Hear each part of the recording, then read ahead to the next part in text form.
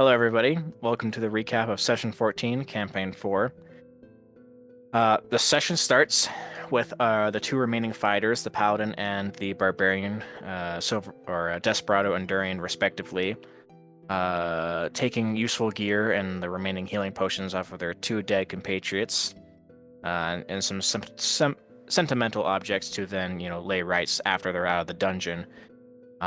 They go up to the chest that they tied the rope off to go up and down the climbing face easily, and they loot it, and they see that there is a single flute there. It's repeating three musical notes, very simple to follow. We debate briefly on if either of us can play the flute and decide to give it to Desperado. Next to the chest, there's like a small hole in the wall that fits the size of the red caps they previously fought. And Desperado squeezes down real tight and looks through there and sees three hay beds that are, rotting a little bit, a cauldron full of a red substance that is presumably blood, a bunch of corpses that have been mangled and bloodletted, and then a bunch of equipment from said corpses that were lying there. Looking through the pile, the most notable objects was a sling that was a +1 sling, and some extra ammunition for it that was particularly powerful. 7 bolts of which, and a plate armor set that was magical, a plate armor of etherealness. A very good find, mind you, if anyone in the current party could wear it. Neither of them could, so they just, put away the equipment that they found. They take the flute and go back to the Obelisk room to then complete presumably the next puzzle. They get there, a clue is set out, but they figured, or 3 of the 4 out right now. We know what to do. Cover the glowing lights, make it dark in the room, play the little musical notes they heard earlier, and then a new doorway opened up. Along with a new doorway, 2 new people are zapped into existence. There's 2 newcomers, an Air Genasi monk and a particularly shady-seeming halfling. Neither of them seem to be armored, which isn't a good first look at all, or armed. No weapons to be seen. A little concerning for being in a deadly dungeon. But there's some little introductions in order, and they don't immediately try to kill each other or hate each other. So good first introductions. Nothing too bad. They're a little bit strange, however, and then whispering to our minds. Gonna put that off till later. But we go into the next room that we opened up, and we see a 30-foot tall room with a hole in the center of it that's about like 7 to 9 feet long. And 20 feet up from that hole is a wooden cage that is suspended by seemingly pure magic. And at the end of the room are 3 tunnels that are very dark and not be able to been pierced through with light. In the cage that we see, we find the person we were looking for, Commander Hopkins or Kevin, who Desperado and Durian know from their backstories. They went into this place in the first place to save him, and Durian has his sword, his family heirloom sword that Kevin used as his main weapon. And so they thought, great, wonderful, we'll bring him down. Brief plans are discussed to go bring the very heavy, very technologically advanced ladder that they made, and decide that would be way too heavy and much more work than they need to do to bring the cage down, and decide some good old rope would do it. So using a mage hand from the halfling fella that seemingly has magic, they tie a rope off to the side of the cage, and then they bring the whole cage down with Durian's strength to where they let out Kevin, and they bring him to the obelisk room, so there's, nothing too awry going on, that they would be attacked while talking to him. Kevin explains that he has been in that cage, and he has broken out of it each time to go then fight a demon in the tunnels, equipping himself with whatever gear he can find off of fallen warriors. So he's fought many times. The demon has won each time, beating him to an inch of his life, but leaving him alive. And it was about 7 or 8 times now before we showed up. Hearing this, we think, well, it would be good to have another fighter on our side, and we know this guy. So we hand him the plate armor, his sword, and a spare shield that was Cyrus's.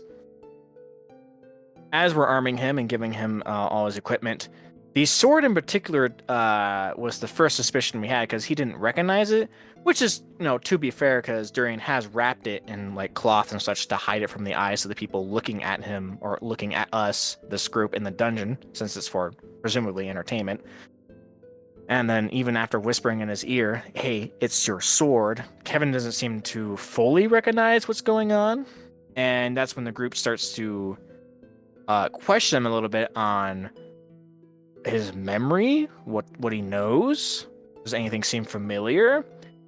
And with each question, suspicions are raised, but most of the group failing insight checks, except for Desperado, they seem, you know, it's fine. I mean, he's taken a lot of trauma, a lot of brain trauma, head damage, like blunt attacks to the head. He's probably out of it, so we'll excuse it this time.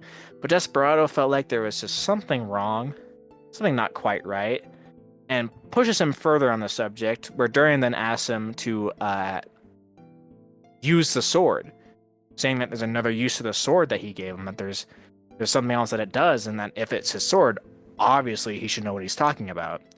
This being a sword of sharpness, you can say a command word and it lights up. That's what he was referring to. But he didn't want to, give it away what it did, because obviously Kevin should know, right? Briefly after asking that question, Kevin tries to stab Durian with the sword, and evading the opportunity attacks that he faced, runs off into the tunnel to the left, which is where we start our whole tunnel shenanigans. These tunnels, it's good to preface this now, are filled with magical darkness, and they have copper wires lining the outside arches of the tunnels on all three of them. But there's a space apart, so they're not all connected. And in the middle tunnel, there is this little plate at the bottom that's glowing. And if you connect said plate with a metal object or, a person, and you connect that plate to the copper, it lights up that tunnel. Through some trial and error, after being angry for a short amount of time that they were deceived by someone looking as Kevin, they figure this out by striking the copper to see if it lights up. We then figure out that's where you have to have a metal thing connecting it, and using one of Durian's javelins, we light up the middle tunnel. And then see at the end, there's another entrance into another room, another chamber, as it was described.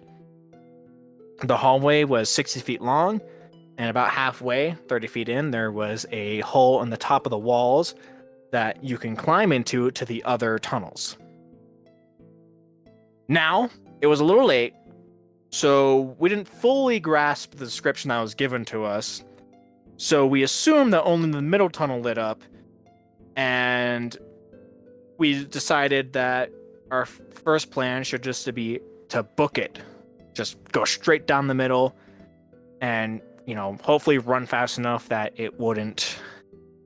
the demon in the tunnels wouldn't get us. Because previously before, as we tried to walk down the tunnel as a group, it swatted away the javelin and, attacked some of us, which, some landed, some didn't. We roll initiative to decide the order of who goes. Desperado went first because he's very dexterous, and he runs forward about 30 feet and then hears the demon going back down the left tunnel to where the rest of the party is at the front of the tunnel, decides to point back like it's coming back and everyone get ready, which then everyone gets ready to go attack, and it just doesn't come out. And we abandon the plan immediately. A lot of tunnel shenanigans happen, and we go in and out of initiative frequently when we're attacking the monster and then figuring out the puzzle with the tunnels. So I'm just going to give you some highlights. Pieter, which is Joel's halfling, that's his name, during one of these attacks where the demon initially hit us, where we found out that we couldn't just leave the javelin unattended, got hit for half his health in one attack because he was playing a sorcerer, and he decided to hide in a fountain that was in the room and rolled a 25 on his stealth check, and he rolled so well that no one saw him leave. And for the rest of the encounter, no one knew where he was at.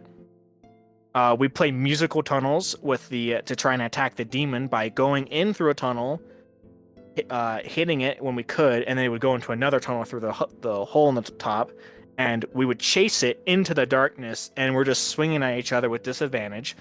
So We're like hardly hitting. If we do hit, it's like a small, minute amount of damage. And Durian and Desperado go into the left tunnel. Jakra, which is Chris's monk, was keeping the javelin safe, keeping the middle light lit up. And then he decides to go into the left tunnel to meet up with us. And initiative goes through once again, and Desperado goes back to the other side of the tunnel, following the demon out again into the middle, and then the right tunnel.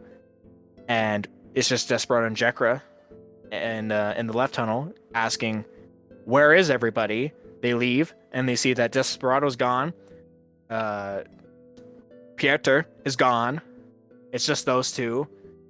Durian runs up, uses his great axe to connect the plate to the right tunnel to light it up, because that's where the demon's currently at after hearing Desperado yell. Lights it up, sees that the demon is there and is being attacked. Desperado's stabbing it, and then realizes that it's immune, or not immune, but resistant to non-magical weapon attacks. Decides, uh-oh, this is bad. Pieter, finally able to see a monster and hit it, uses a color spray that does such a minute amount of damage, but uses his meta magic to reroll into a great hit. A lot of good damage. Durian running up to help attack it, and same with Jakra. For context, these tunnels are like 7 feet wide, so you can almost squeeze 2 people right next to shoulder to shoulder. But it's kind of hard to get by if they're not your allies, meaning you can't run past an enemy. Another color spray is thrown. It misses. The Kevin imposter runs back without the sword. Just doesn't have it anymore, but it's still in the armor, and is running up and slamming into Desperado, who was at 1 hit point at this point in time, and takes him out. And then after that, both the demon and the Kevin imposter run back down the hall into the other chamber. And Desperado's down with 1 failed death save, and that's where we ended. Thank you for this incredibly convoluted session recap. There was no other way to do it, believe me. And I'll see you next time. Bye.